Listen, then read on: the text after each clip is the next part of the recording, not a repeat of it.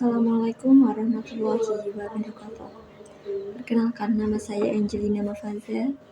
Saya Tia Nanta dari kelompok 12. Saya Bernadette Tamurita Manulio ingin memaparkan hasil diskusi kami yang berjudul Studi Kasus Peran Ganda Perempuan pada Kesetaraan Gender dalam Teori Feminis Liberal menurut Mary Wollstonecraft. Simak video kita ya. Mary Wollstonecraft adalah seorang filosof dari abad ke-18 dan seorang feminis yang argumentasinya dikategorikan dalam kelompok feminisme liberal. Mary Wollstonecraft adalah sosok yang penuh semangat dalam menyampaikan pendapatnya dalam konteks edukasi dan kesetaraan sosial. Ia menyampaikan argumennya dalam bukunya yang sangat populer bagi kalangan feminis, yaitu A Vindication of the Rights of Women 1792. Wollstonecraft menghabiskan seumur hidupnya menjadi seorang pengajar bagi perempuan muda, hingga menginspirasinya dalam Thought of the Education of Daughter 1787. Kini ia dianggap sebagai pahlawan feminisme bagi kaum wanita. Wollstonecraft berargumen bahwa terdapat kesenjangan sosial antar jenis kelamin dalam hal pendidikan serta pengalaman. Menurut Wollstonecraft 1995, kesenjangan ini merupakan rintangan atau penghalang dalam pembentukan masyarakat modern. Menurutnya, tanpa adanya keadilan sosial, tidak akan ada kehidupan sosial. Wollstonecraft menuntut adanya perubahan dan transformasi dari pandangan konservatif masyarakat. Protesnya mencakup hak dan kebebasan wanita, yang dimana dikuasai oleh rezim gender dari masyarakat. Sebagai contohnya yaitu kesetaraan gender. Feminisme liberal menurut Mary Wollstonecraft merujuk pada pandangan bahwa perempuan harus memiliki hak yang sama dengan laki-laki, terutama dalam bidang pendidikan dan hak sipil. Wollstonecraft dalam karya utamanya yaitu yang berjudul A Vindication of the Rights of Women 1792 berargumen bahwa perempuan memiliki kapasitas intelektual yang sama dengan laki-laki dan oleh karena itu berhak mendapatkan pendidikan yang setara antara laki-laki dengan perempuan. Partisipasi perempuan menyangkut peran tradisi dan transisi.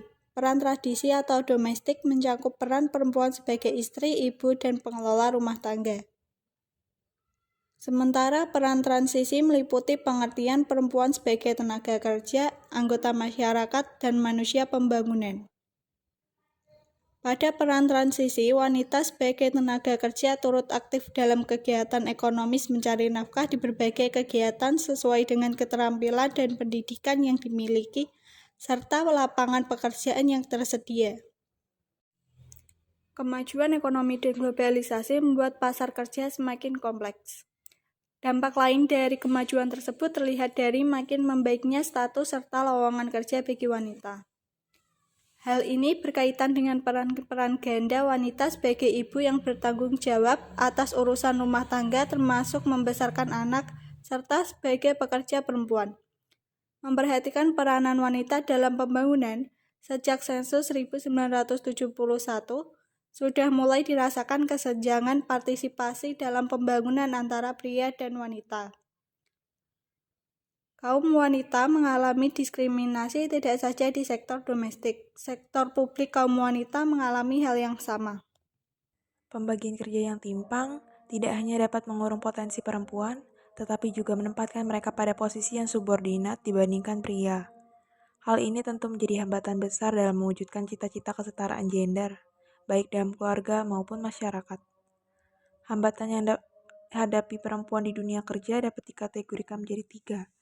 Yang pertama ada hambatan eksternal. Hambatan eksternal pada nilai-nilai sosial budaya misalnya masih kuatnya anggapan bahwa peran perempuan adalah di rumah tangga, sehingga mereka tidak didorong untuk mengembangkan potensi di dunia kerja. Selanjutnya, diskriminasi gender. Perempuan sering mengalami perlakuan yang tidak adil di tempat kerja, seperti diberi upah yang lebih rendah, peluang promosi yang terbatas, dan pelecehan seksual. Berikutnya, adanya kurangnya akses terhadap pendidikan dan pelatihan. Perempuan di beberapa daerah masih memiliki akses yang terbatas terhadap pendidikan dan pelatihan yang berkualitas, sehingga mereka kurang memiliki keterampilan yang dibutuhkan untuk bekerja di sektor formal. Lalu yang kedua, ada hambatan internal. Kesiapan dan kesediaan. Perempuan mungkin masih ragu untuk memasuki dunia kerja karena berbagai faktor, misalnya seperti tanggung jawab keluarga, rasa tidak percaya diri, dan kurangnya dukungan dari keluarga dan lingkungan sekitar. Yang selanjutnya, kemauan dan konsistensi. Perempuan perlu memiliki kemampuan dan konsistensi yang kuat untuk menghadapi berbagai tantangan di dunia kerja dan memperjuangkan hak-hak mereka. Berikutnya, stereotip gender. Perempuan mungkin terjebak dalam stereotip gender yang membatasi pilihan mereka dalam pekerjaan dan pengembangan karir. Lalu selanjutnya adalah hambatan dari sistem pemerintah. Dalam peraturan perundang-undangan, masih ada beberapa peraturan perundang-undangan yang mendiskriminasi perempuan, seperti aturan cuti hamil dan persalinan yang tidak memadai. Lalu yang berikutnya ada kebijakan publik. Kurangnya kebijakan publik yang mendukung kesetaraan gender di dunia kerja, seperti penyediaan layanan penitipan anak yang terjangkau dan berkualitas.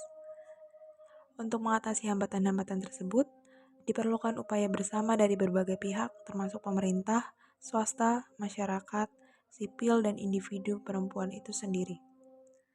Berikut ini adalah beberapa langkah yang dapat dilakukan. Yang pertama adalah meningkatkan kesadaran gender dengan melakukan edukasi dan sosialisasi tentang kesetaraan gender kepada masyarakat, termasuk tentang pentingnya peran perempuan dalam pembangunan. Berikutnya, menerapkan kebijakan yang pro perempuan. Pemerintah perlu membuat kebijakan yang mendukung kesetaraan gender di dunia kerja, seperti menyediakan cuti hamil dan persalinan yang memadai, memberikan akses terhadap pendidikan dan pelatihan yang berkualitas, dan juga menyediakan layanan penitipan anak yang terjangkau. Berikutnya, memperkuat peran perempuan dalam pengambilan keputusan. Meningkatkan partisipasi perempuan dalam pengambilan keputusan di berbagai tingkatan, baik di sektor publik maupun swasta.